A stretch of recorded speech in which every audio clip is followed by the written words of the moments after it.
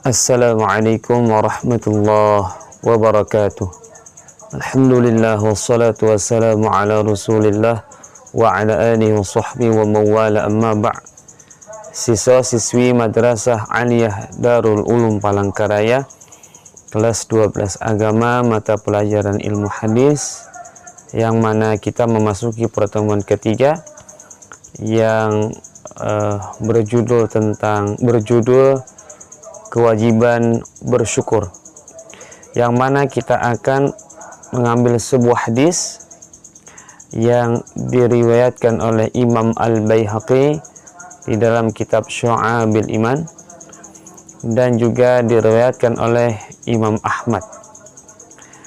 Nah, hadis itu terdapat di dalam kitab Al-Jami'us Shaghir karya Syekh Jalaluddin As-Suyuti yang wafat pada tahun 911 Hijriah, yang mana kita mengambil kitab ini, dan ini ada cetakan Darul Kutub Al-Ilmiyah, yang mana kitab Al-Jami'us Shaghir ini adalah kitab hadis yang berbentuk mu'jam, kamus yang dari alif sampai ya. Nah, terdapat pada halaman 204 pada hadis yang ke 3398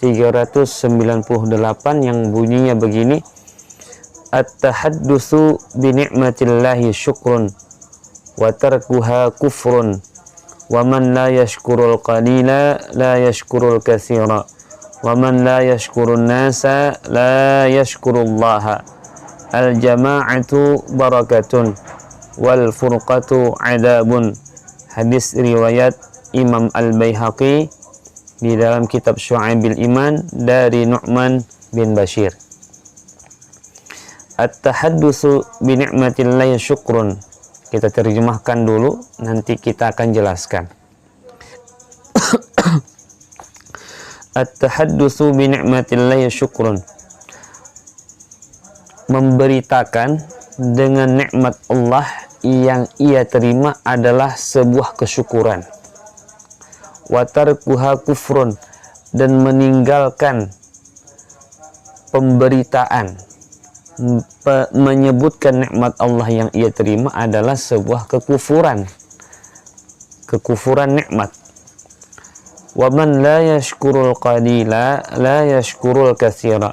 Orang yang tidak bisa bersyukur terhadap nikmat yang sedikit, maka ia tidak akan bersyukur terhadap nikmat yang banyak. Wa man la yashkurun nasa la yashkurullaha. Dan orang yang tidak bisa bersyukur atau berterima kasih kepada orang lain, maka ia akan tidak bisa bersyukur kepada Allah Ta'ala. Al-jama'atu barakatun wal furqatu adabun. Berjamaah itu adalah keberkahan, dan bercerai-berai itu adalah siksaan. Hadis riwayat Imam Al-Baihaqi dari Nu'man bin Bashir. Nah, bagaimana penjelasannya? Mari kita ke kitab Faidul Qadir, Syarah Al-Jami'us Shaghir, Ahadis Al-Bashir wa An-Nadhir, karya Al-Allamah Muhammad Abdul Rauf Al-Munawi, yang mana ini adalah cetakan Darul Kutub Al-Ilmiyah pada jilid yang ketiga. Pada jilid yang ketiga, apa makna? Kita satu persatu kita kupas. Apa makna at-tahaddusu bi ni'matillahi syukrun?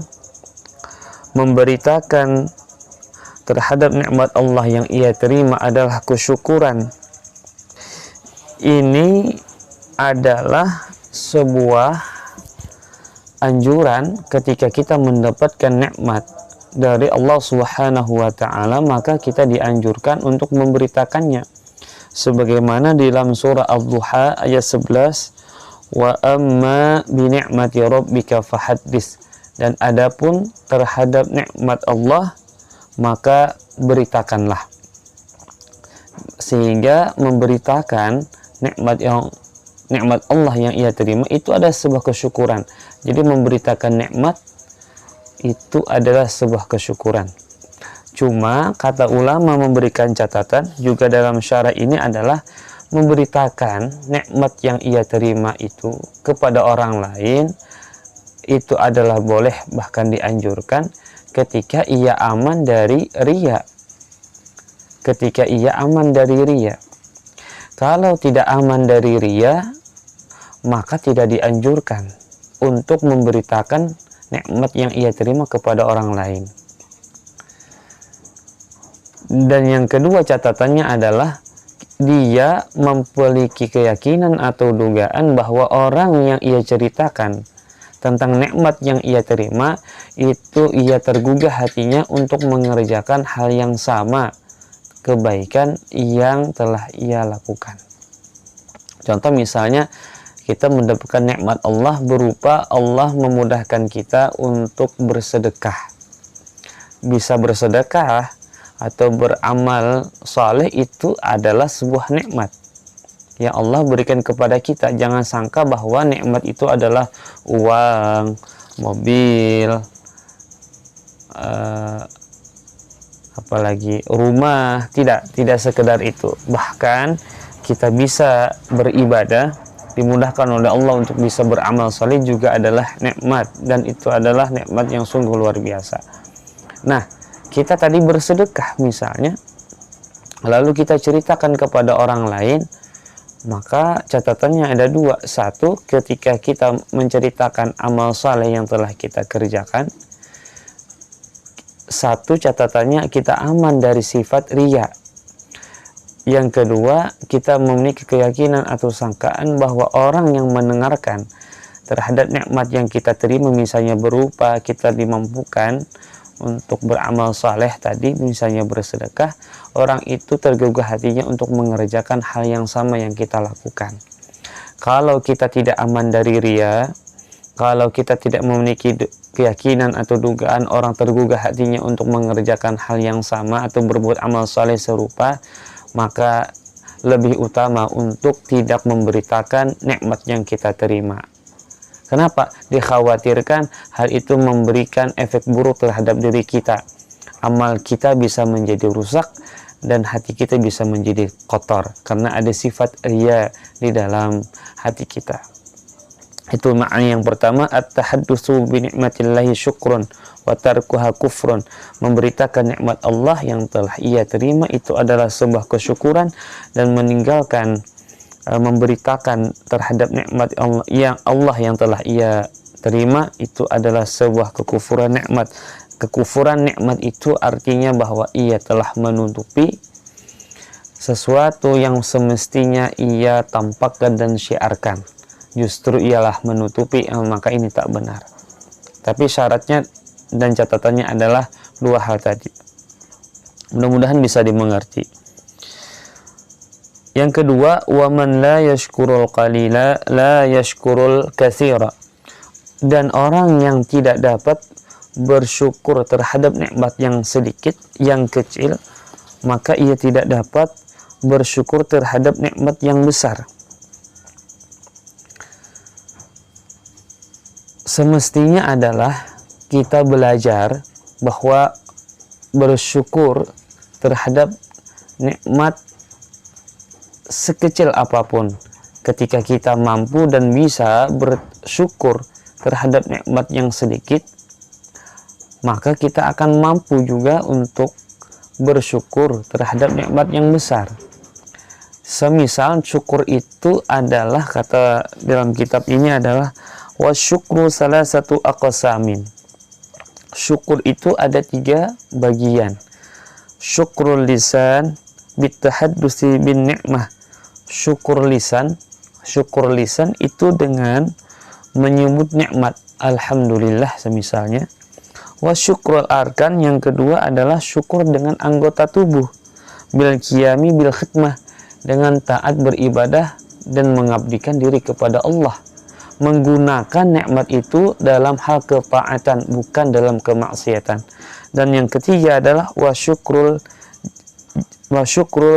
janan, dan syukur dengan hati. bil i'tirafi bi anna kulla ni'matin minhu ta'ala, yang mengakui dan menyadari bahwa setiap nikmat itu datangnya dari Allah Ta'ala. Maka sempurna syukur itu adalah ketika seseorang mampu menyebut nikmat itu dengan lisannya, dengan ucapan yang terpuji alhamdulillah, yang mana ia mengakui bahwa nikmat yang ia terima itu datang dari Allah Subhanahu wa Ta'ala, dan ia gunakan nikmat itu dalam hal ketaatan. Maka ini adalah syukur yang sejati, syukur yang sempurna. Maka ketika menerima nikmat yang sedikit sekalipun, yang mampu mengucapkan kata alhamdulillah yang keluar dari lisannya, ia mengakui hal itu datang dari Allah Ta'ala, dan ia menggunakannya dalam hal ketaatan, bukan dalam kemaksiatan, maka yang sedikit saja ia mampu melakukan hal yang demikian, maka apalagi yang besar, karena ia sudah terbiasa mensyukuri dari yang sedikit, sehingga ketika ia mendapatkan nikmat yang banyak, ia akan mudah.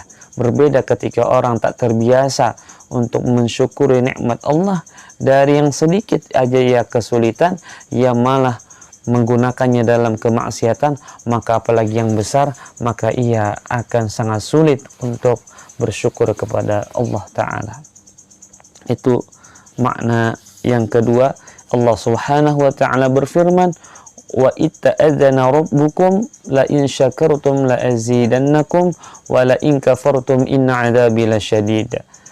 Dan ingatlah ketika Tuhanmu memaklumkan, memberitahukan, la in syakartum, jika kalian bersyukur terhadap nikmatku, la azidannakum, sungguh aku akan menambah nikmatku kepada kalian. Wala in kafartum, dan jika kalian malah kufur nikmat terhadap nikmat yang aku berikan, kata Allah, kalian tak mau bersyukur terhadap nikmat yang aku berikan kepada kalian, inna adzabi lasyadid, sesungguhnya azabku sangatlah pedih. Quran surah Ibrahim ayat 7. Maka kalau kita mampu bersyukur meskipun itu nikmat yang sedikit, nikmat yang kecil, maka Allah akan menambahkan nikmatnya kepada kita. Yang ketiga adalah waman la yashkurun nasa la yashkurullah, dan orang yang tidak bisa bersyukur atau berterima kasih kepada orang lain, maka ia tidak akan bisa bersyukur kepada Allah Ta'ala. Di dalam kitab ini saya sebutkan redaksinya atau ibaratnya, ay man kana tab'uhu wa 'adatuhu kufrana ni'matin nas wa tarka syukri li ma'rufihim, kana 'adatuhu kufrana ni'amillah wa tarka syukri lahu. Awil muradu anna Allah la yaqbalu syukra al-'abdi 'ala ihsani ilaihi idza kana al-'abdu la yashkuru ihsanan nasi wa yunkiru ma'rufahu. Maknanya ada dua menurut Syekh Al-Munawi di dalam kitabnya ini Faydul Qadir.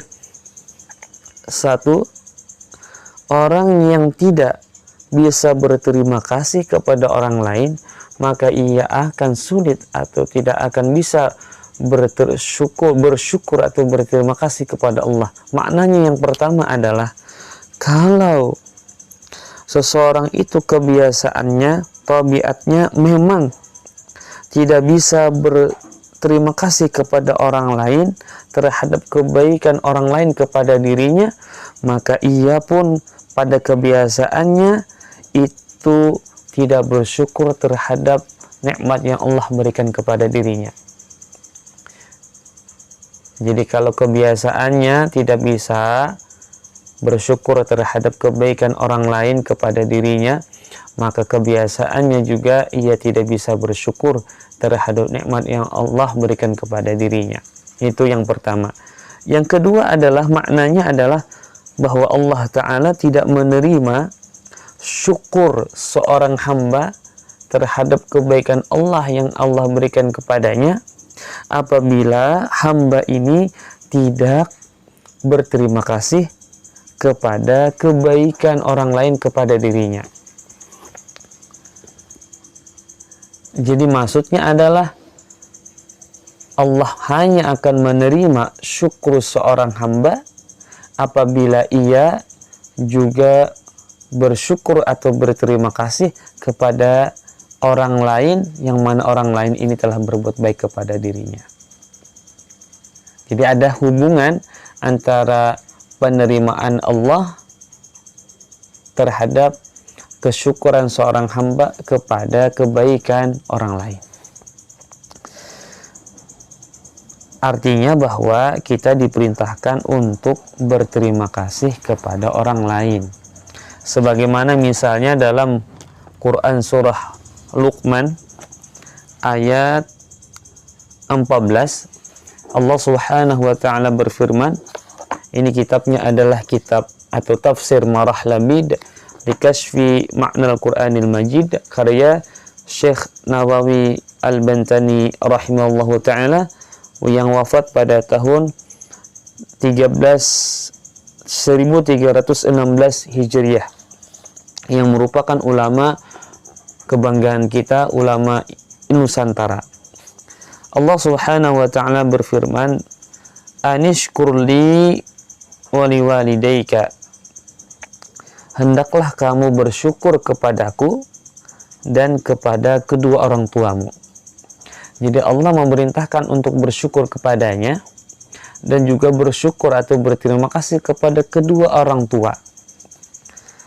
Kata Syekh Nawawi Al-Bantani, anishkurli ay bitta'ati li'anni al-mun'imu fil haqiqati wa liwalidayka bittarbiyati li'annahuma sababun liwujudika. Kita diperintahkan bersyukur kepada Allah Ta'ala karena memang Allah Ta'ala pada hakikatnya adalah sang pemberi nikmat. Pada hakikatnya adalah sang pemberi nikmat. Maka kita dituntut untuk bersyukur kepada Allah Ta'ala. Karena Allah yang pada hakikatnya memberikan nikmat kepada kita. Pertanyaannya, kenapa kita juga diperintahkan untuk berterima kasih kepada kedua orang tua?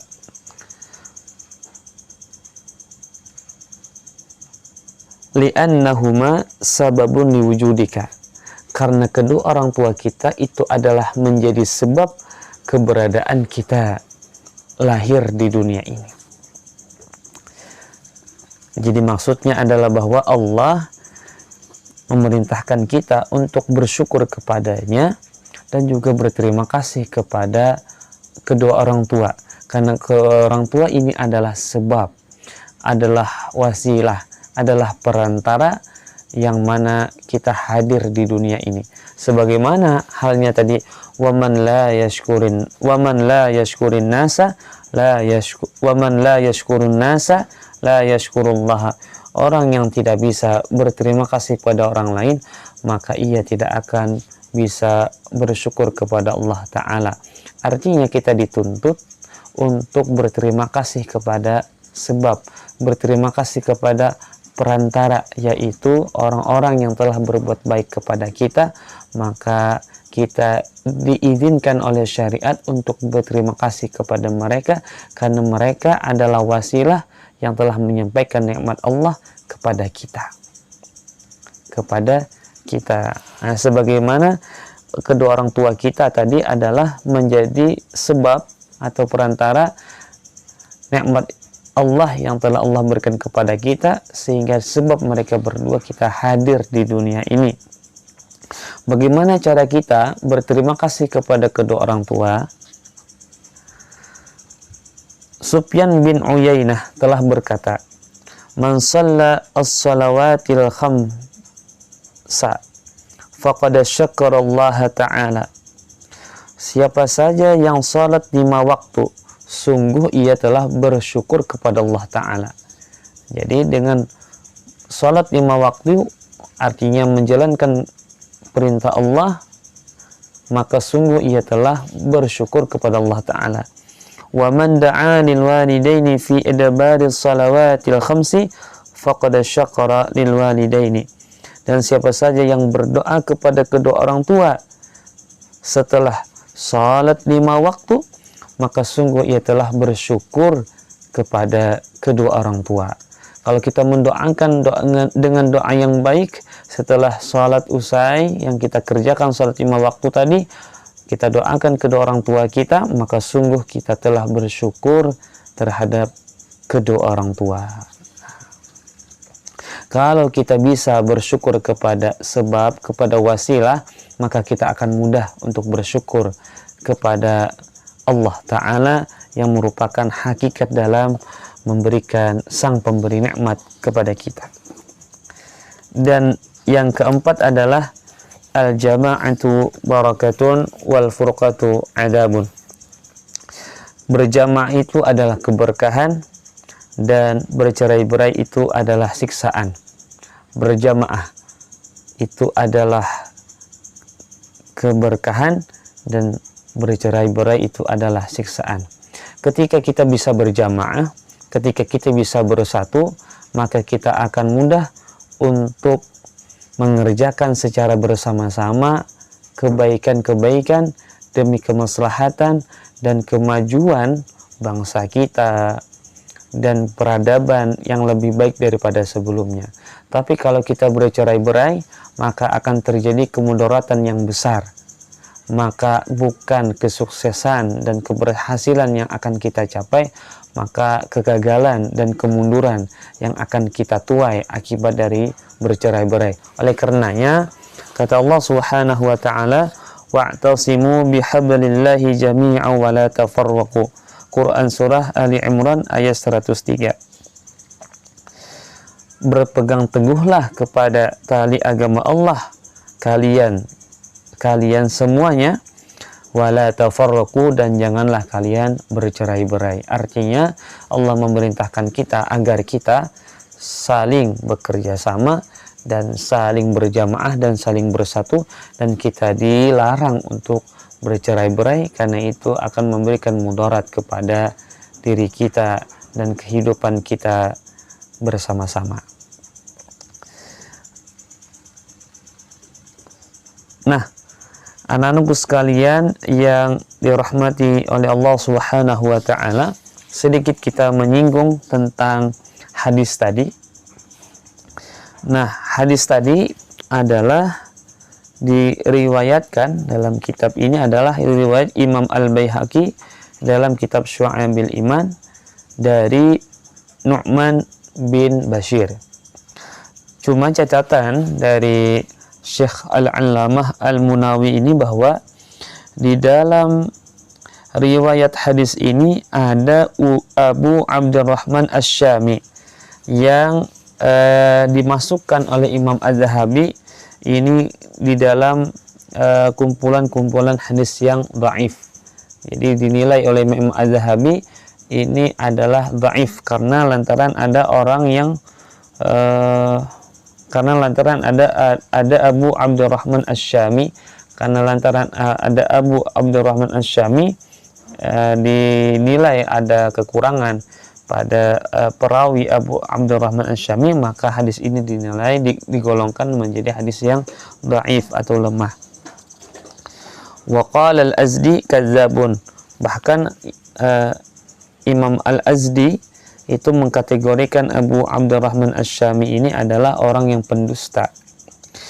Wa rawahu anhu Ahmadu bisanadi rijalihi siqat. Nah, sedangkan Imam Ahmad juga meriwayatkan hadis ini tapi dengan sanad para perawinya yang siqah.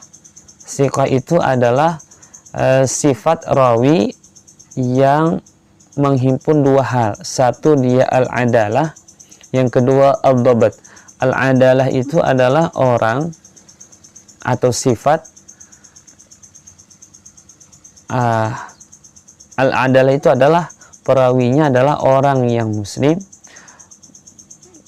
balik berakal, dan meninggalkan dosa-dosa besar atau meninggalkan sebab-sebab kefasikan, dan dia menjaga muru'ah atau kehormatan dirinya. Nah, ini al-adalah.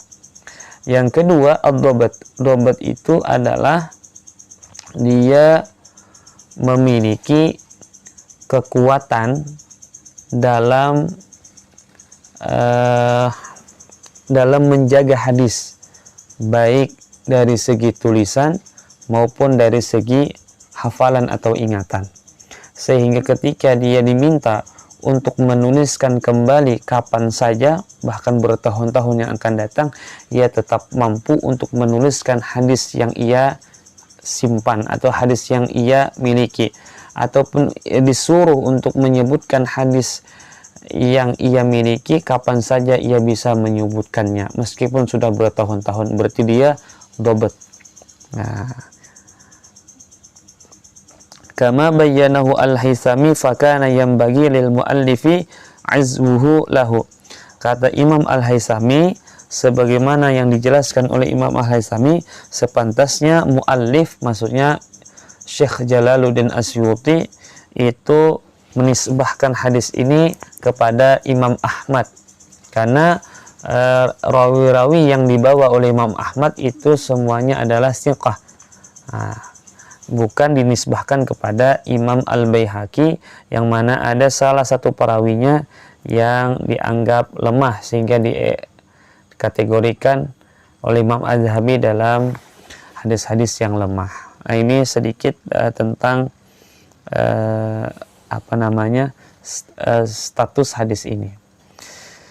Kesimpulannya adalah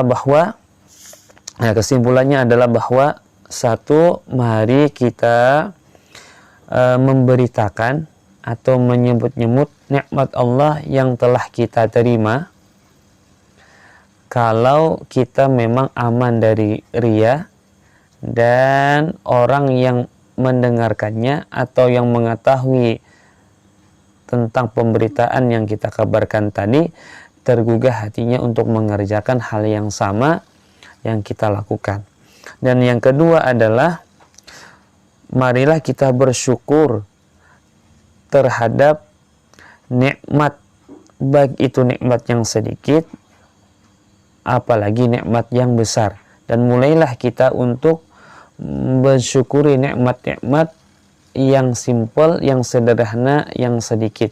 Misalnya nikmat yang luar biasa adalah yang kita jarang kita syukuri, padahal itu hari-hari kita gunakan.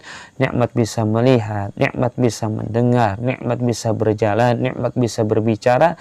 Pada hakikatnya itu bukanlah nikmat yang kecil, tapi itu sungguh adalah nikmat yang besar. Kalau kita mampu mensyukurinya, maka nikmat-nikmat yang selainnya, maka nikmat yang besar, maka kita mampu mensyukurinya. Mulailah kita mensyukuri dari nikmat yang sedikit, maka kita akan mampu mensyukuri nikmat yang banyak. Dan yang ketiga adalah, mari kita bersyukur dan berterima kasih kepada orang lain, yang mana orang lain tadi telah berbuat baik kepada kita, maka insya Allah kita akan mudah bersyukur kepada Allah Ta'ala. Dan yang keempat adalah, marilah kita menjaga persatuan dan kesatuan, dan jangan sampai kita terpecah belah, karena itu akan menjadi jurang kehancuran di antara kita. Demikian, mudah-mudahan ada manfaatnya. Wallahu muwaffiq ila aqwamit thariq. Assalamualaikum warahmatullahi wabarakatuh.